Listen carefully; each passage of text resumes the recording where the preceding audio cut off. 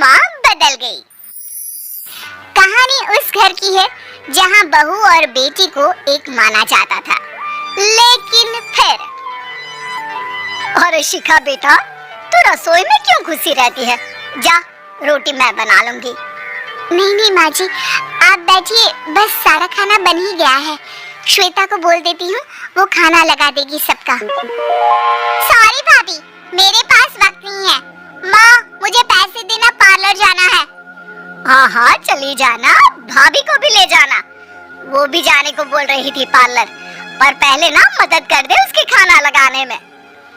देख माँ, वो बहू है, उसे बहू रहने देना, इतना सर पर मत चढ़ा भाभी को।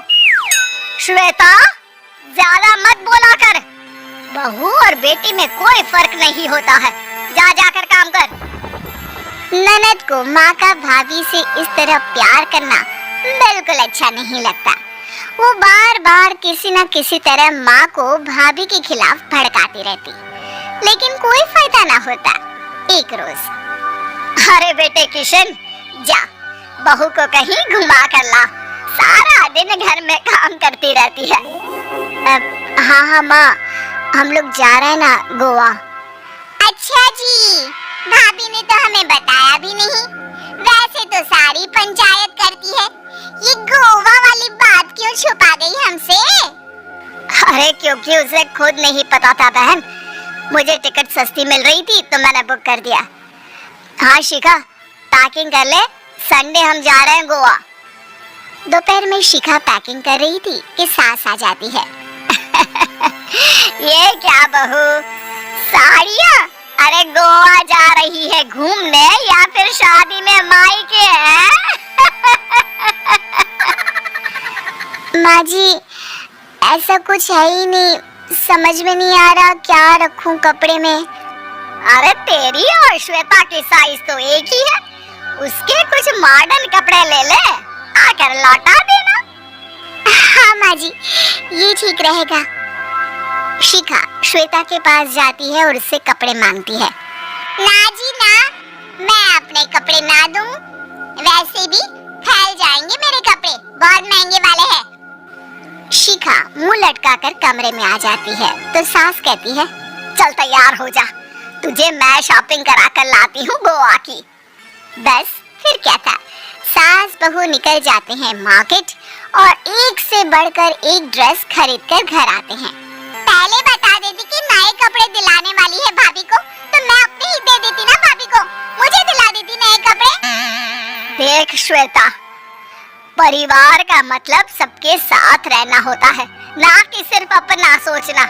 वैसे भी तुझे अच्छे संस्कार सीखने चाहिए। और रही बात कपड़ों की, तो शिखा, आज से घर पर भी तू मॉडर्न कपड़े ही पहनेगी, कोई जरूरत नहीं है ये साड़ी वाड़ी लपेटने की। अब क्या था, घर पर श्वेता और शिखा एक जैसे रहते। एक बार पड़ोसन आती है।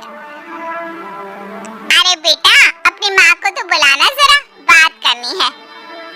शिखा सास को बताती है और रसोई में चली जाती है। ये आपकी बेटी बहुत बड़ी हो गई है, इसके लिए एक रिश्ता है, कहो तो बता दूं। ये बेटी नहीं बहू है, घर में सब एक जैसा ही रहता है। वैसे मेरी बेटी भी बड़ी हो गई है, कोई रिश्ता हो तो जरूर बताना। पड़ोसन रिश्ता लेकर उन लोगों के घर आती है। तब श्वेता की होने वाली सास कहती है, तो ये घर है, कितने मंजिल का है? और ये बहू ने आपकी क्या पहन रखा है, जीन्स टॉप? अरे भाई, साड़ी वाड़ी नहीं है क्या इसके पास? देखिए, सर्दी है तो साड़ी में बहू कैसे मैनेज करती, वैसे पहनती है साड़ी भी। देखिए, हम लोग ठहरे पैसे वाले लोग, कोई कमी नहीं है हम लोगों के पास पैसों की, बहुत पैसे हैं, जमीन, नौकर, चाकर, कार, सब कुछ है, लेकिन घर में संस्कारी बहू चाहिए, समझ रही है ना आप? सास कुछ कहती कि श्वेता बोल पड़ती है, हाय रे, नौकर चाकर से लेकर जमीन, कार, पैसा, हाँ मुझे रिश्ता मंजूर है मुझे। अरे रुक जा श्वेता, मैं बात कर रही हूँ ना।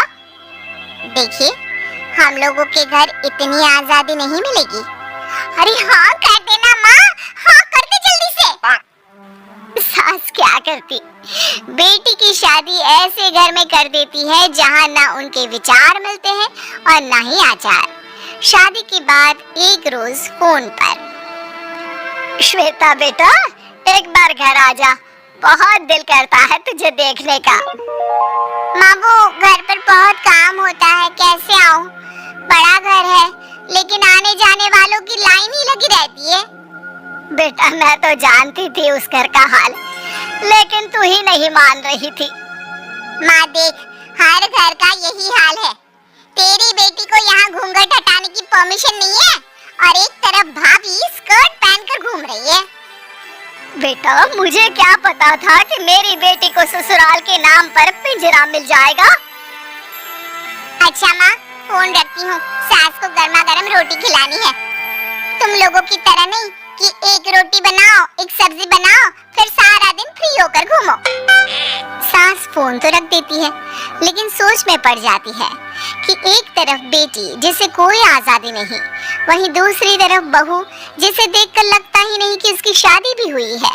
अगले रोज, शिखा, अरे ओ शिखा।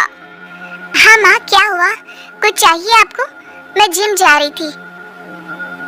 जिम के कपड़ों में बहू को देखकर सास को घूंघट में अपनी बेटी का ख्याल आता है। देख बहू, घर में बहू की तरह रहा कर, इतने टाइट कपड़े पहनकर जिम जाना पसंद नहीं मुझे। जा जाकर रोटी बना। रोटी? माँ अभी तो शाम के 6 बजे हैं, इस वक्त रोटी? अब क्या मेरे खाने पीने पर भी पहरा है? अरे जब मर्जी तब मैं अपने घर में खा भी नहीं सकती क्या? बहू को अजीब लगता है, वो समझ नहीं पाती कि जो सास कल तक इतनी सपोर्टिव थी उन्हें अचानक से क्या हो गया। वो किचन में जाती है, गरम रोटी के साथ 2 तरह की सब्जी, रायता, सलाद सब लेकर सास के पास आती है। माँ जी खाना। इतना सारा खाना? राक्षस समझा है क्या मुझे? रोटी मांगी थी मैंने गर्मा गर्म बस। पर माँ जी रोटी खाती किससे आप? सब्जी तो बनानी थी ना। अरे भूख मर गई मेरी तेरी बहस से। जा जाकर काम कर, अंदर पूरी रसोई साफ कर। बहू अंदर चली जाती है। थोड़ी देर में श्वेता घर आती है। अरे शिखा जल्दी से चाय ला, पकवान बना, मेरी बेटी आई है। अरे नहीं नहीं माँ, ड्राइवर बाहर खड़ा है, मैं तो घर का कोई सामान खरीदने के बहाने यहाँ आ गई हूँ, मुझे जाना होगा। अरे बेटा पर कितने दिनों बाद देख रही हूँ तुझे, रहने आ जाना 2-4 दिन के लिए। आ जाऊंगी माँ, जब मेरी सास मरेगी तब। मैं तो रोज मन्नत मानती हूँ कि मेरी सास मर जाए तो अच्छा है। अच्छा जा रही हूँ माँ। हे भगवान, कैसे कैसे दिन देखने पड़ रहे हैं मेरी बेटी को। सास अंदर जाती है जहाँ श्वेता की जिम वाली सहेली का फोन आया होता है। क्या बात है, आज जिम नहीं आई? अरे पता नहीं यार, आज माँ को क्या हो गया अचानक, पर खैर कोई नहीं, लगता नहीं कि मैं अब जिम आ पाऊंगी। शिखा स्पीकर पर बात कर रही थी जिसे सास सुन रही थी। यार ये सास ना होती ही ऐसी है, मैं तो कहती हूँ बुढ़िया जल्दी मरे और तू आराम से जिए। शिखा को सहेली की बात पर गुस्सा आ जाता है। माँ के मरने की कौन सा बच्चा दुआ मांगता है मोहिनी, आगे से ऐसी बात मेरे सामने मत करना। हमारे घर की शोभा ही माँ है, क्या हुआ जो थोड़ी शक्ति दिखा रही है, उसमें भी कोई ना कोई उनकी भलाई ही होगी। मैं तो कहती हूँ भगवान मेरे जैसी सास सबको दे जो सिर्फ माँ की तरह है, सास वाली तो कोई बात ही नहीं है उनमें। सास ये बात सुन रही थी, उनकी आंख में आंसू आ जाते हैं कि क्यों वो बेटी की किस्मत में बहू को भी भागीदार बना रही थी।